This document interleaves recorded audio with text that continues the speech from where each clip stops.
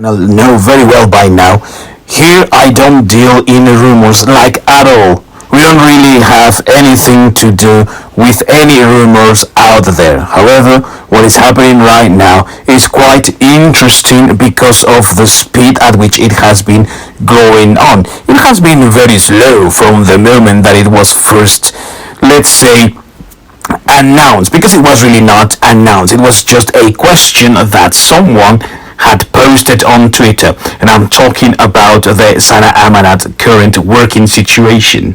For those of you who do not know, the YouTuber Hero versus Babyface that is very good friends with Ethan Van Skyver, who is also very good friends with Neurotic, he in December, I think that it was on December the 14th or along those days that were prior to Christmas, had asked Marvel whether they could confirm or deny whether Sana Amanat was going to be let go.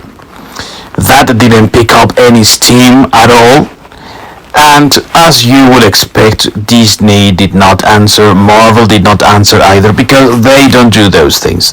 If anyone is let go over at Disney, usually it is done quite secretly. You don't really get that big announcement that says, "Hey, this one is going away. Everyone, please pay attention." When Axel Alonso, for example, was let go as, the big shot there in the editing room and all that in Marvel, it was just done quite quietly. I mean, very few people that were not paying attention actually noticed. You had to be there paying attention, looking at the comic books and all that to really know what had happened to Alonso, and then later on it was just revealed, but not by Alonso himself. This is something that even Neon from Clownfish TV says happens usually.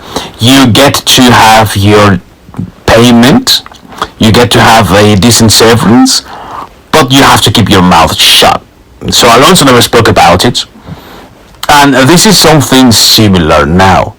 If it is true, it is just in the same vein of what happened to Alonso.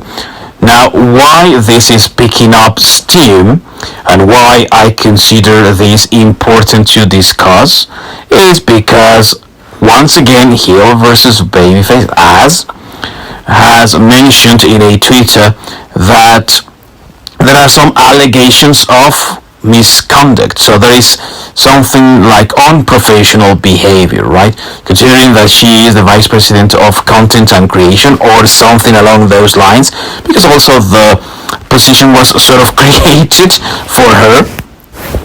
What we know is that it's a top position, and as such, it requires of Amanat to be at least decent with other people and professional. It turns out that this was not the case. That is the rumor, and because of that, she has been let go. What is trying to give some, let's say, justification to the rumor is the fact that since December, Amanat has talked nothing related to the job that she had to do at Marvel after announcing that they were working really hard to make the Miss Marvel Disney Plus series something that everyone can enjoy. And after that, she retweeted one writer that is in charge of Miss Marvel Unlimited or something like that, or Beyond the Limit or something like that, and there's nothing more. Since December, Sana Amanat has not said anything about either Miss Marvel, the TV series, or any of the other things that we have had from Marvel recently, or from anything really. And considering that they have dropped a trailer for Miss Marvel, one would think that Amanat would be busy as hell promoting that shite for two main reasons. A, because this is her own creation. She had a lot to do with the creation of Kamala Khan, aka Miss Marvel. But two, letter B, it is also something that is right now the major event from Marvel after Moon Knight, because Moon Knight is supposed to be coming out, I think, in early April or May, something like that. And then immediately right after it, we have their Miss Marvel for Disney Plus. We know that something big is coming up for cinemas with Doctor Strange and the Multiverse of Madness, or whatever it is called.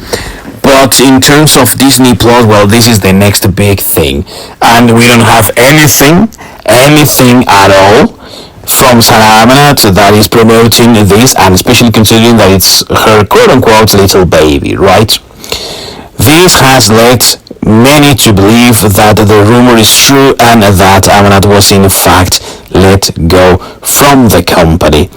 But the allegations of misconduct are also important to draw attention to in this case, because if they are true, it's just a testament to the hypocrisy from all of these people. I'm talking about allegations that for a little bit over a year, like a year and a half or something like that, Sana Amanat has been accused of improper relationships inside the workplace. If you don't know what that means, let me put it quite bluntly for you all. She was just fucking some dudes inside the building, in the workplace, alright? That's what it means. And because of that, is that we draw attention to this rumor.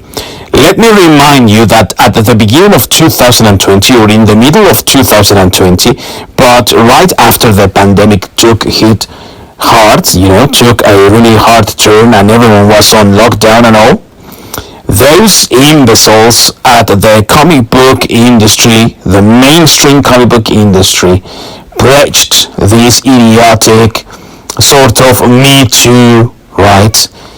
A series of positions, I don't even know what to call them, that claimed that they were going to be good, decent people. Because women were tired of being harassed, and women were tired of always getting the short end of the stick and being harassed in the workplace and this and that and whatnot.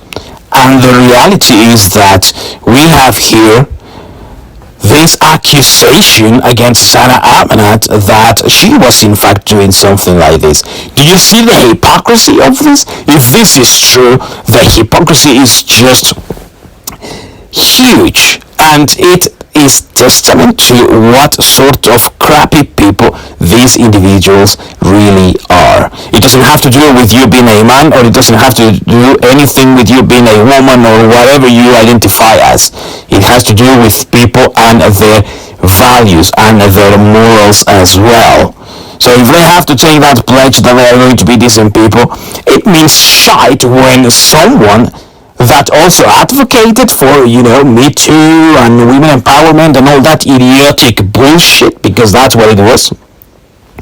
And these accusations come from her own behavior. I mean, they don't have even a face. They don't really have a face to tell you, oh no, you have to be good, or no, oh no, you are a terrible person, you're a toxic fan, you just hate women, blah, blah, blah. Things that we have heard before, things that we know they will be saying, things that we are damn sure will be using against us, the fans, just because we don't want something as idiotic and crappy as the Miss Marvel series, for example. So what we have here is a case of hypocrisy of the highest level, sure enough, but also we have here confirmation that usually those weirdos that take the pledges, those weirdos that cry, Me Too, those weirdos that cry the patriarchy or the sexism or the racist behavior and all that idiotic crap, usually those are the ones you should be looking out for, because they are the first ones to be the East and foes they are accusing others of being. That is the reality of this, and that's why we are talking about it. Because if it is true, it is just another confirmation of the levels of hypocrisy that these people handle.